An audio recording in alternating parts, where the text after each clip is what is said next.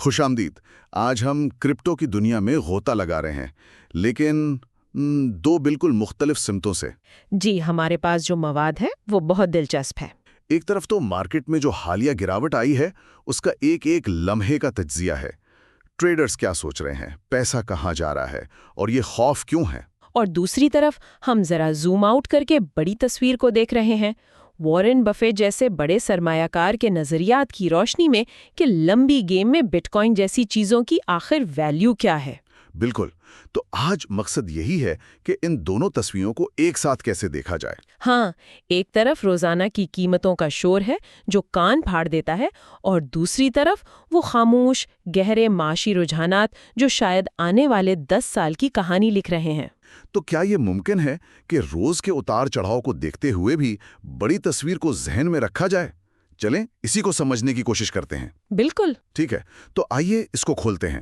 پہلا حصہ جو ابھی سب کے ذہنوں پر سوار ہے، مارکیٹ گر کیوں رہی ہے؟ پہلا ذریعہ کہتا ہے کہ اس کی کوئی ایک وجہ نہیں، بلکہ یہ کئی چیزوں کا طوفان ہے جو ایک ساتھ آ گیا ہے۔ ایک پرفیکٹ سٹارم جسے کہتے ہیں۔ جی بالکل، اس کی سب سے پہلی اور شاید سب سے اہم وجہ ہے لیکوڈیٹی کا دباؤ۔ یہ تھوڑا تکنیکی لگتا ہے، اس کا کیا مطلب ہے؟ دیکھیں، اس کا مطلب بہت سادہ ہے۔ امریکہ میں ایک سسٹم ہے جسے ریپو آپریشنز کہتے ہیں۔ آپ سمجھیں کہ یہ معیشت کی رگیں ہیں جہاں بینک اور بڑے ادارے روزمرہ کے کاموں کے لیے ایک دوسرے سے پیسہ ادھار لیتے ہیں۔ اچھا، جب اس سسٹم میں مسائل ہوں تو یہ ایسا ہی ہے جیسے ان رگوں میں خون کا بہاؤ سست ہو گیا ہو، اور اس سے پتہ چلتا ہے کہ پورے سسٹم میں پیسہ ٹائٹ ہو رہا ہے۔ اچھا، یعنی جب بڑے اداروں کے پاس ہی پیسہ کم ہو جاتا ہے تو وہ کرپٹو جیسی چیزوں سے پیسہ نکالنا شروع کر دیتے ہیں جنہیں وہ زیادہ خطرناک سمجھتے ہیں۔ بالکل، یہ تو سمجھ میں آتا ہے۔ تو کیا یہ صرف معاشی سختی ہے یا سرمایہ کار کسی خاص آنے والی خبر سے بھی ڈر رہے ہیں؟ آپ نے بالکل صحیح پکڑا، یہی دوسری بڑی وجہ ہے، ڈی رسکنگ۔ جب بھی مارکیٹ میں کوئی بڑا ایونٹ آنے والا ہوتا ہے، بڑے کھلاڑی خطرہ مول نہیں لیتے، وہ سائٹ پر ہو جاتے ہیں۔ اور اس ہفتے تو بڑا ڈیٹا آنے والا ہے نا؟ جی، بے روزگاری کے اعداد و شمار اور سب سے بڑھ کر افراط زر کا ڈیٹا، جسے سی پی آئی کہتے ہیں۔ پچھلی بار جب سی پی آئی کا ڈیٹا توقع سے تھوڑا سا بھی مختلف آیا تھا تو مارکیٹ میں بھوچال آ گیا تھا۔ تو اس بار کوئی بھی اس طوفان کے راستے میں کھڑا نہیں ہونا چاہتا۔ بالکل، وہ اپنی پوزیشنز بیچ کر انتظار کر رہے ہیں کہ دیکھیں اونٹ کس کروڑ بیٹھتا ہے۔ تو یہ عمومی مارکیٹ کے حالات ہیں جو کرپٹو پر اثر انداز ہو رہے ہیں، لیکن کیا کرپٹو کی اپنی دنیا میں بھی کچھ خاص مسائل چل رہے ہیں؟ یہاں سے بات زیادہ دلچسپ اور پریشان کن ہو جاتی ہے۔ ذریعہ واضح طور پر کہتا ہے کہ بٹ کوائن اس وقت اسٹاک مارکیٹ یعنی S&P 500 سے بھی بری کارکردگی دکھا رہا ہے۔ ایک منٹ، یہ تو ایک بڑا مسئلہ ہے۔ جی، یعنی بٹ کوائن اس وقت روایتی اثاثوں کے مقابلے میں ایک محفوظ پناہ گاہ کے طور پر کام نہیں کر رہا، بلکہ ان سے زیادہ تیزی سے گر رہا ہے۔ یہ تو اس کی بنیادی کہانی کے خلاف جاتا ہے۔ بالکل، اور اس کے علاوہ آن چین ڈیٹا، یعنی جو کچھ براہ راست بلاک چین پر ہو رہا ہے، وہ بھی کوئی اچھی تصویر نہیں دکھا رہا۔ اچھا، جیسے کہ؟ دلچسپ بات یہ ہے کہ یہ بڑی ویلز نہیں بلکہ عام چھوٹے سرمایہ کار ہیں جو بائنانس جیسے ایکسچینجز پر فروخت کر رہے ہیں۔ تو یہ عوامی گھبراہٹ ہے؟ جی، اس سے لگتا ہے کہ یہ گراوٹ اداروں کی طرف سے نہیں بلکہ عوامی گھبراہٹ کی وجہ سے ہے۔ آرڈر بکس میں فروخت کے آرڈرز خرید کے آرڈرز پر حاوی ہیں۔ اور ایک اور اشارے کا ذکر تھا، کوائن بیس پریمیم۔ ہاں، اور یہ سب سے بڑا اشارہ ہے۔ کوائن بیس پریمیم، جو ایک طرح سے امریکی اداروں کے موڈ کا بیرومیٹر ہے، وہ اب ڈسکاؤنٹ میں بدل گیا ہے۔ اس کا کیا مطلب ہوا؟ پریمیم سے ڈسکاؤنٹ کا سفر؟ اس کا مطلب یہ ہے کہ عام طور پر کوائن بیس پر بٹ کوائن کی قیمت دوسرے ایکسچینجز سے تھوڑی زیادہ ہوتی ہے۔ یہ پریمیم اس لیے ہوتا ہے کیونکہ امریکی ادارے وہاں سے بڑی مقدار میں خریداری کرتے ہیں۔ صحیح۔ جب یہ پریمیم ختم ہو کر ڈسکاؤنٹ میں بدل جائے تو اس کا صاف مطلب ہے کہ امریکی اداروں کی طرف سے خریداری کا دباؤ ختم ہو گیا ہے اور شاید وہ خود بھی فروخت کر رہے ہیں۔ واقعی یہ تو ایک بہت بڑا سرخ جھنڈا ہے۔ بہت بڑا۔ اتنے سارے منفی اشاروں کے بعد تو لگتا ہے کہ ایک بڑی تباہی آنے والی ہے۔ کیا یہ ایک بڑا کریش ہے جس سے ہمیں ڈرنا چاہیے؟ ذریعہ یہاں ایک اہم فرق واضح کرتا ہے۔ وہ اسے کریش نہیں بلکہ ڈمپ کہہ رہے ہیں۔ کریش اور ڈمپ میں کیا فرق ہے؟ فرق تجارتی حجم یعنی خرید و فروخت کی مقدار میں ہے۔ یاد کریں مارچ 2020 میں کووڈ کے وقت جو کریش آیا تھا، اس وقت ہر طرف افراتفری تھی اور تجارتی حجم آسمان کو چھو رہا تھا۔ ہاں یاد ہے۔ یہ اس جیسا نہیں ہے، یہ ایک کنٹرولڈ سست رفتار گراوٹ لگتی ہے، جیسے کوئی آہستہ آہستہ نلکے کو کھول رہا ہو، نہ کہ ڈیم ٹوٹ گیا ہو۔ تو تجزیہ کار کیا دیکھ رہے ہیں؟ کیا قیمت کہیں جا کر رکے گی؟ کوئی امید کی کرن؟ تجزیہ کاروں کی نظریں تقریباً 84,000 سے 86,000 ڈالر کی سطح پر ہے۔ یہ وہ جگہ ہے جہاں ماضی میں خریداروں نے ہمت دکھائی ہے اور قیمت کو سہارا دیا ہے۔ لیکن کیا اس بار بھی ایسا ہی ہوگا؟ وہ اس بار صرف قیمت کے وہاں پہنچنے کا انتظار نہیں کر رہے ہیں، وہ ایک خاص سگنل ڈھونڈ رہے ہیں جسے وہ کہتے ہیں شارٹس کا پھنسنا۔ یہ ہمیشہ سننے میں آتا ہے، شارٹس کا پھنسنا۔ اس کا اصل میں مطلب کیا ہے؟ مطلب یہ کہ وہ لوگ جو قیمت گرنے پر شرط لگا رہے ہیں، یعنی شارٹ پوزیشنز لے کر بیٹھے ہیں، وہ غلط ثابت ہوں۔ اچھا۔ اگر قیمت اچانک اوپر جانا شروع ہو جائے تو انہیں اپنا نقصان روکنے کے لیے مارکیٹ سے بٹ کوائن واپس خریدنا پڑتا ہے۔ جب ہزاروں لوگ ایک ساتھ ایسا کرنے پر مجبور ہوتے ہیں تو یہ خود قیمت کو اور تیزی سے اوپر دھکیلتا ہے، جسے شارٹ سکویز کہتے ہیں۔ بالکل۔ لیکن تجزیہ کار کہہ رہے ہیں کہ فی الحال اس کا الٹ ہو رہا ہے۔ جو لوگ تیزی پر شرط لگا رہے تھے وہ پھنستے نظر آ رہے ہیں۔ تو مستقبل قریب میں کیا توقع کریں؟ کیا ہم یہاں سے واپس اوپر جائیں گے؟ تجزیہ کار کا خیال ہے کہ قیمت شاید تھوڑی اور نیچے جا کر اس سپورٹ لیول کو چھوئے، جس کے بعد ایک اچھال یعنی باؤنس ضرور آ سکتا ہے۔ لیکن اور یہ بہت اہم نقطہ ہے، اس باؤنس کا مطلب یہ نہیں کہ ہم واپس ایک نئی تیزی کی لہر میں داخل ہو رہے ہیں۔ ذریعہ کہتا ہے کہ ہم واپس اسی غیر یقینی صورتحال میں چلے جائیں گے جہاں مارکیٹ ایک تنگ دائرے میں اوپر نیچے ہوتی رہے گی۔ تو مطلب ایک طرح کی بے سمتی کی کیفیت؟ جی، یہ ایک ایسی جنگ ہے جہاں نہ بل جیت پا رہے ہیں اور نہ ہی ریچ، اور ایتھیریم اور XRP جیسے دوسرے بڑے کوئنز تو بٹ کوئن سے بھی زیادہ کمزور لگ رہے ہیں۔ ٹھیک ہے، تو میرا سر ان تمام چارٹس، تکنیکی اشاروں اور قلیل مدتی خوف سے گھوم رہا ہے۔ اب ذرا یہاں سے باہر نکلتے ہیں اور بہت اونچائی سے تصویر دیکھتے ہیں۔ چلے۔ ہمارا دوسرا ذریعہ وارن بفیٹ کا حوالہ دیتا ہے، جو کرپٹو پر بات کرتے ہوئے ہمیشہ دلچسپ ہوتا ہے کیونکہ وہ اس کے سب سے بڑے ناقدین میں سے ایک ہیں۔ جی، اور یہ ذریعہ ایک بہت بنیادی اور گہرے نقطے پر بات کرتا ہے۔ وارن بفیٹ کہتے ہیں کہ حکومتوں کا اپنی کرنسی کی قدر کو وقت کے ساتھ ساتھ کمزور کرنا ایک فطری عمل ہے۔ فطری عمل؟ ہاں، مطلب یہ کوئی سازش نہیں بلکہ سسٹم ہی ایسا ہے کہ حکومتیں زیادہ پیسہ چھاپنے اور کرنسی کی قدر کم کرنے پر مجبور ہوتی ہیں تاکہ وہ اپنے اخراجات پورے کر سکیں۔ ایک منٹ رکیں۔ اگر بفیٹ واقعی یہ مانتے ہیں کہ کیش از ٹریش، یعنی نقد رقم کی قدر کم ہوتی ہے، تو وہ خود تاریخ کی سب سے بڑی نقدی $350 ارب پر کیوں بیٹھیں؟ یہ ایک زبردست سوال ہے اور یہی اس بحث کا مرکز ہے۔ کیا یہ کھلا تضاد نہیں؟ ایک طرح سے ہے، لیکن بفیٹ کا اتنی بڑی رقم نقد میں رکھنا دو باتیں ظاہر کرتا ہے۔ پہلی، انہیں اس وقت سٹاک مارکیٹ میں کوئی اچھی سرمایہ کاری نظر نہیں آ رہی۔ قیمتیں بہت زیادہ ہیں۔ بالکل۔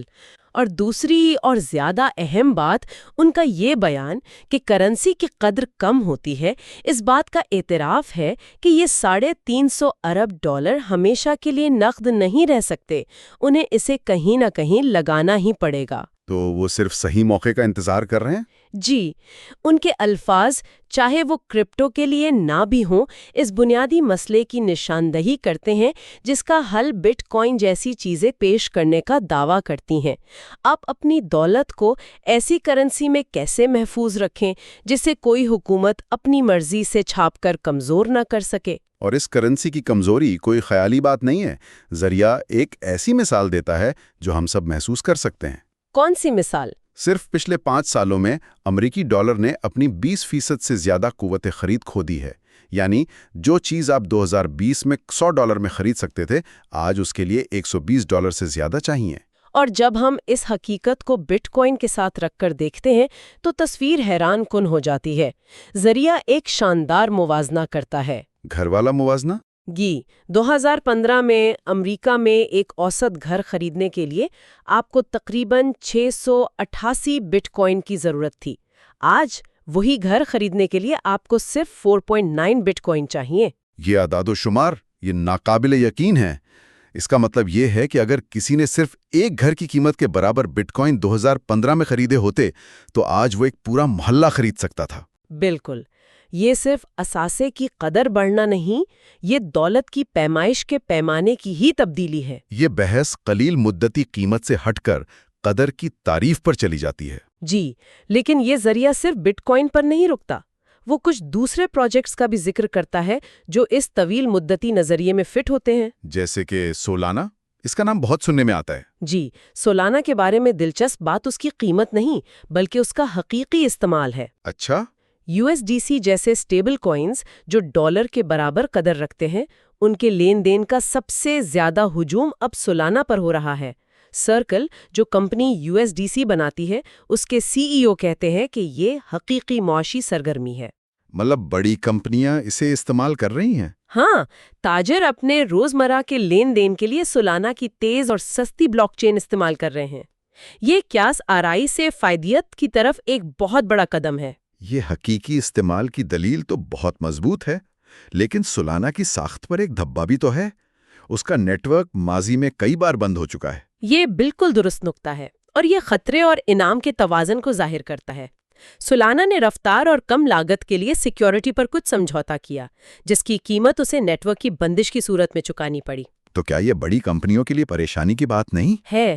لیکن ذریعہ یہ بھی اشارہ کرتا ہے کہ حالیہ اپ گریڈز کے بعد اس کا نیٹ ورک بہت زیادہ مستحکم ہوا ہے۔ کمپنیاں یہ خطرہ اس لیے مول لے رہی ہیں کیونکہ ویزا جیسی بڑی کمپنی کے مقابلے میں سولانا پر لین دین کی لاگت نہ ہونے کے برابر ہے۔ ٹھیک ہے۔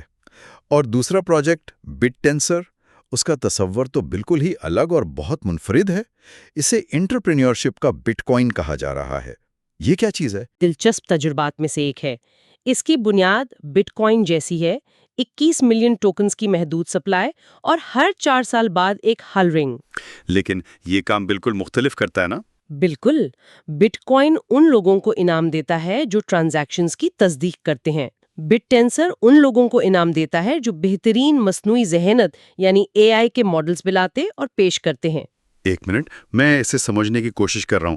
تو بٹ کوائن میں کمپیوٹرز ایک ریاضی کا معمہ حل کرنے کے لیے مقابلہ کرتے ہیں، لیکن بٹ ٹینسر میں AI ماڈلز ایک دوسرے سے مقابلہ کرتے ہیں کہ کون زیادہ ہوشیار یا زیادہ مفید ہے۔ آپ نے بالکل صحیح سمجھا، یہ AI کے لیے ایک کھلا مسابقتی بازار ہے۔ کوئی بھی اپنا AI پروجیکٹ، جسے یہاں سب نیٹ کہتے ہیں، بنا کر اس نیٹ ورک پر ڈال سکتا ہے اور جیتنے والے کو انعام ملتا ہے۔ کہتا ہے کہ بٹ ٹینسر میں سرمایہ کاری کرنا ایسا ہے جیسے آپ سینکڑوں AI سٹارٹ اپس میں ایک ساتھ سرمایہ کاری کر رہے ہوں۔ یہ انقلابی لگتا ہے، لیکن یہ ناقابل یقین حد تک پیچیدہ اور خطرناک بھی لگتا ہے۔ بالکل، اور اس کا خطرہ بہت زیادہ ہے۔ لیکن اس کی ہالونگ کا عمل اس میں ایک اور دلچسپ پہلو شامل کرتا ہے۔ وہ کیا ہے؟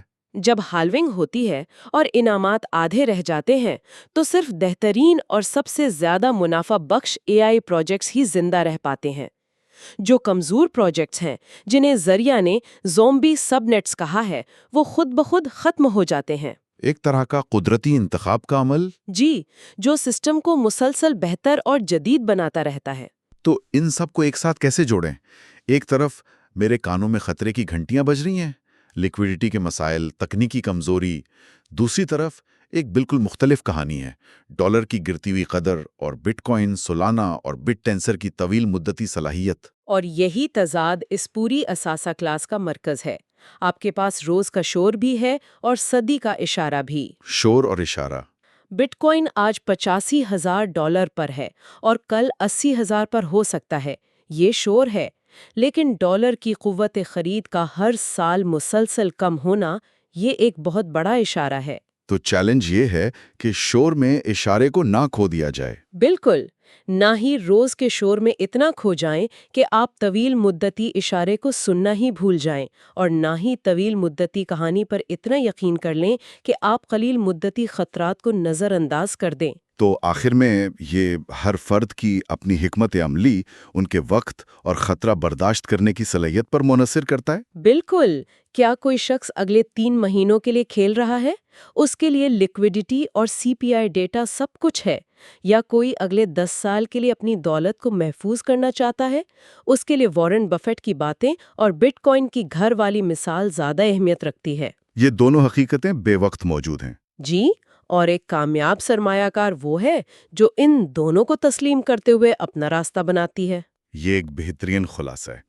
اس گہرائی سے تجزیہ کے لیے آپ کا بہت بہت شکریہ۔ آج کے ذرائع نے واقعی سوچنے پر مجبور کر دیا ہے۔ شکریہ۔ ایک آخری سوچ جو میرے ذہن میں آ رہی ہے وہ یہ ہے، آج کی گفتگو میں بٹ کوائن کا موازنہ ڈیجیٹل سونے سے ہوا، یعنی قدر کو محفوظ رکھنے والی چیز۔ بٹ ٹینسر کا موازنہ وینچر کیپٹل سے ہوا، اور سولانا کا ذکر ایک عالمی ادائیگی کے نیٹ ورک کے طور پر ہوا۔ اس سے یہ سوال پیدا ہوتا ہے کہ کیا ان سب کو ایک ہی نام کرپٹو کے نیچے رکھنا بھی درست ہے؟ اگر ایک ڈیجیٹل سونا ہے، دوسرا اے آئی کی جدت کا پلیٹ فارم، تو یہ تو بالکل مختلف اثاثے ہیں۔ شاید ہم ابھی اس ٹیکنالوجی کی سطح کو ہی خرچ رہے ہیں، اور یہ مستقبل میں ایسے کردار ادا کرے گی جن کا ہم نے ابھی تصور بھی نہیں کیا ہے۔